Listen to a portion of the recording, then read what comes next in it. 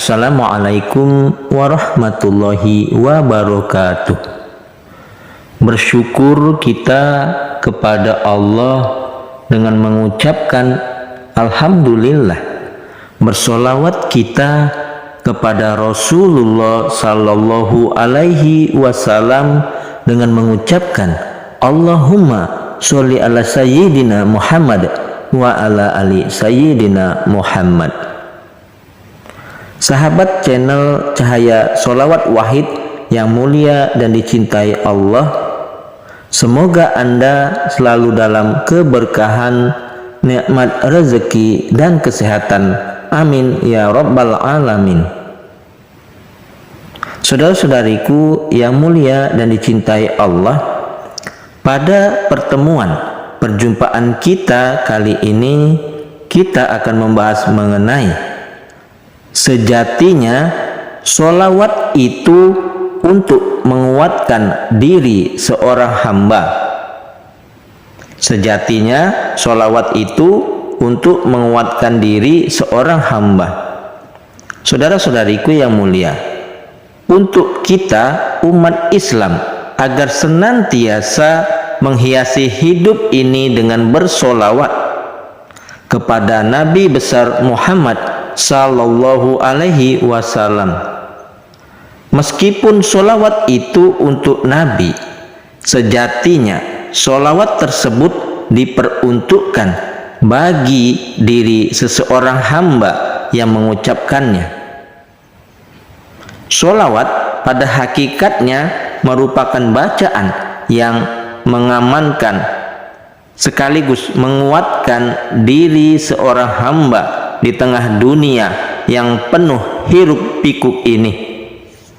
Saudara-saudariku, sholawat itu sejatinya bukan untuk meninggikan Rasulullah yang memang sudah tinggi dan mulia, tetapi membaca sholawat itu adalah untuk meninggikan diri kita di hadapan Allah Subhanahu wa Ta'ala.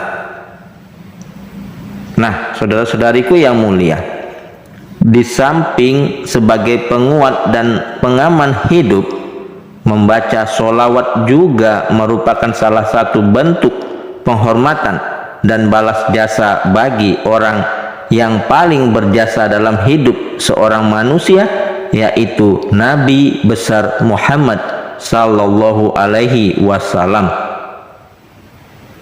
Selain bersolawat, istighfar juga merupakan kalimat yang harus senantiasa diucapkan untuk menjadi pengaman dan pembawa berkah hidup kita, sekaligus untuk memohon ampun atas dosa-dosa yang telah dilakukan.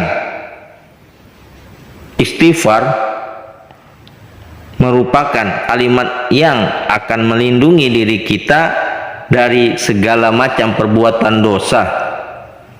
Karenanya, untuk seluruh jamaah umat Islam agar senantiasa menghiasi hidup dengan membaca sholawat dan istighfar, maka dan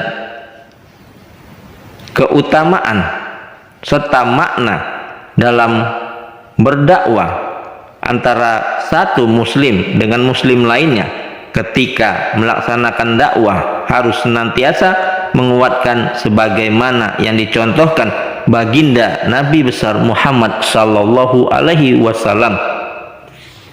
Dalam berdakwah, seorang muslim harus menyampaikan kabar gembira tentang apa-apa yang menjadi janji Allah kepada hamba yang beriman, bukan sebaliknya menyampaikan kabar-kabar yang tidak menyenangkan baru kemudian kabar gembira.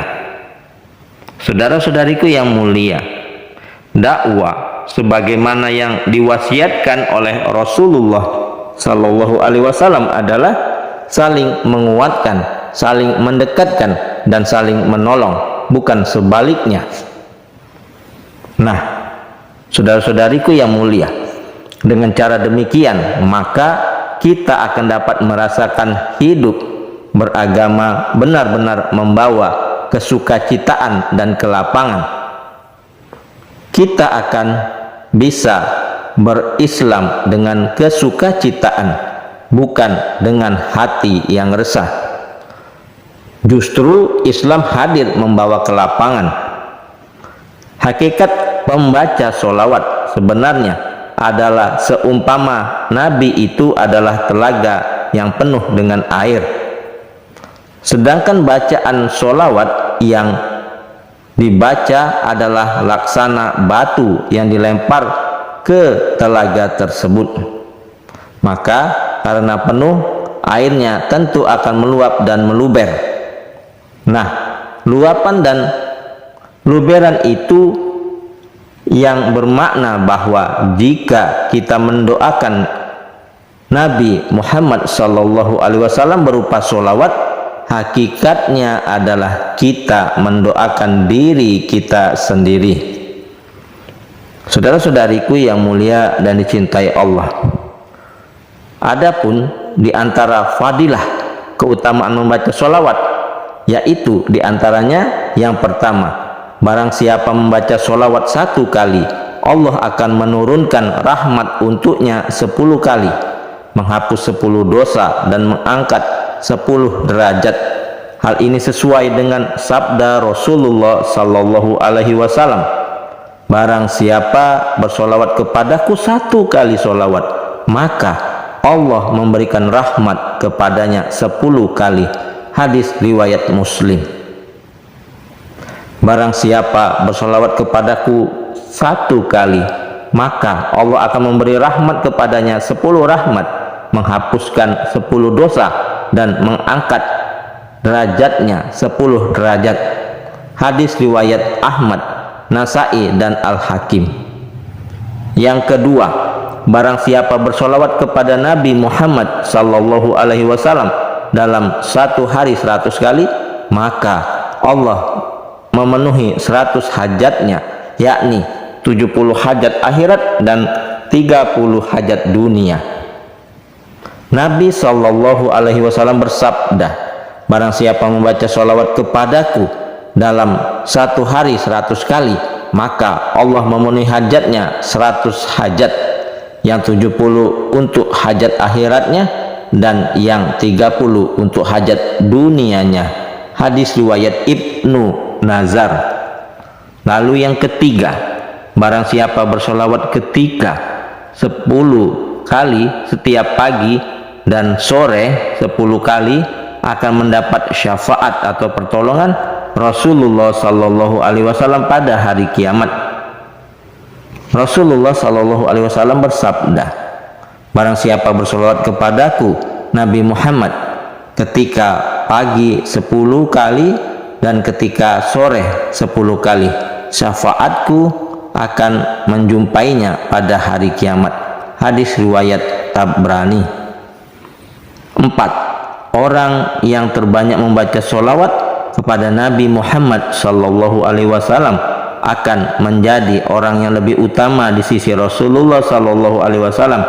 Beliau bersabda, orang yang paling utama di sisiku pada hari kiamat ialah orang yang paling banyak membaca sholawat untukku. Hadis riwayat Tirmizi.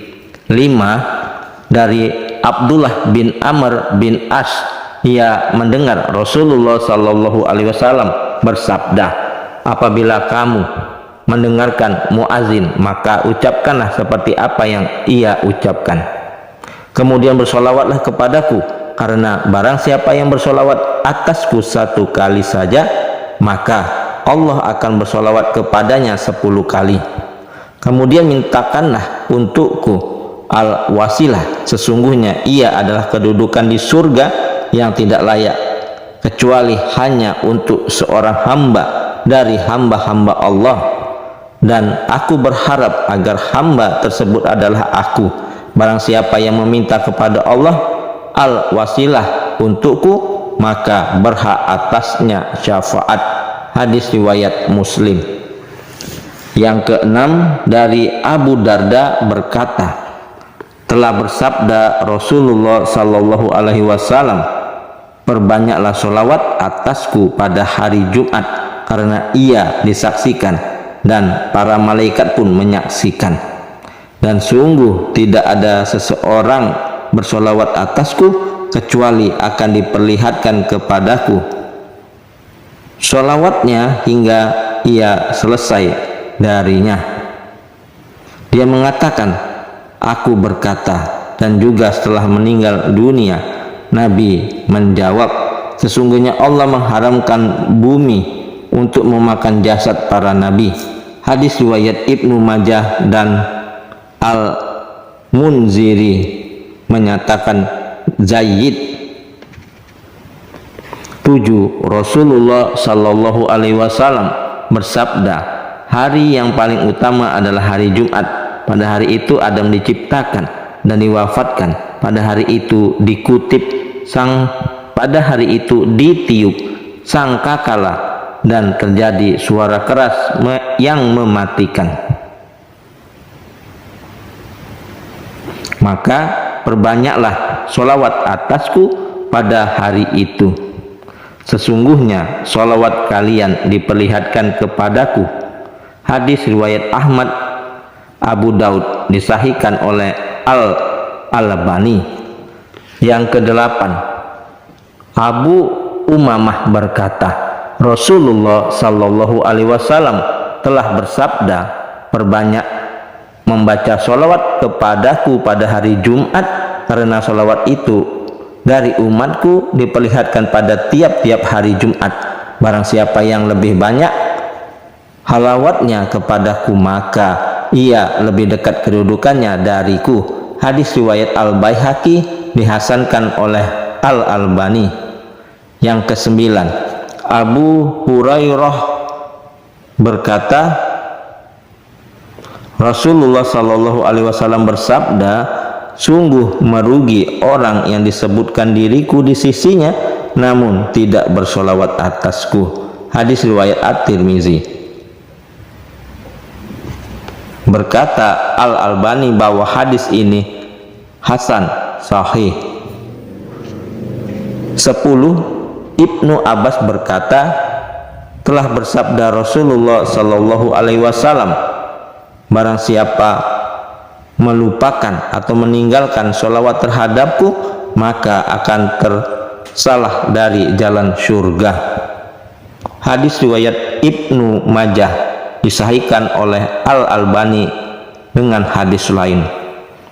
Kemudian yang ke-11, dari Husain radhiyallahu anhu, dari Nabi Shallallahu Alaihi Wasallam bersabda, orang bakhil adalah orang yang diriku disebut di sisinya namun tidak bersolawat kepadaku. Hadis riwayat An-Nasai, disahihkan oleh Al-Albani. 12. Dari Ubay bin Ka'ab, ia berkata, wahai Rasulullah, sungguh aku akan memperbanyak solawat atasmu, maka seberapa banyak ku jadikan doaku untuk bersolawat kepadamu? Lalu Rasulullah menjawab, sekehendakmu. Dia berkata, aku mengatakan, apakah seperempatnya? Lalu Rasulullah menjawab, terserah kamu, dan jika engkau menambah, maka itu lebih baik bagimu.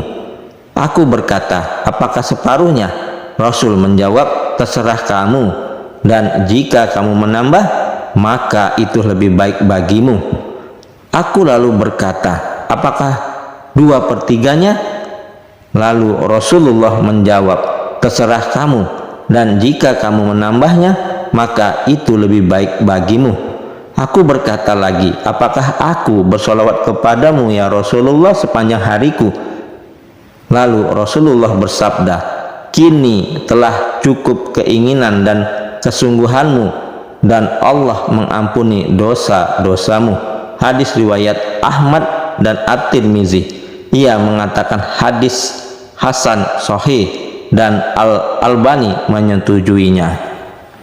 13. Amir bin Rubai berkata, saya mendengar Rasulullah Shallallahu Alaihi Wasallam berkhutbah dan bersabda, barang siapa yang bersolawat kepadaku sekali, maka malaikat senantiasa bersolawat kepadanya selagi ia masih bersolawat kepadaku. Maka seorang hamba boleh menyedikitkan atau memperbanyaknya. Nah, saudara-saudariku yang mulia, yang diberkahi dan dicintai Allah. Itulah tadi penjelasan mengenai sejatinya sholawat itu untuk menguatkan diri seorang hamba. Mudah-mudahan menjadi manfaat.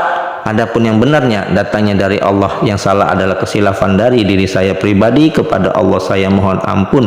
Subhanakallahumma wa bihamdika asyhadu alla ilaha illa anta astaghfiruka wa atubu ilaih. Sampai jumpa di video-video berikutnya yang insya Allah selalu membahas hal-hal yang bermanfaat dari dunia sampai akhirat. Wassalamualaikum warahmatullahi wabarakatuh.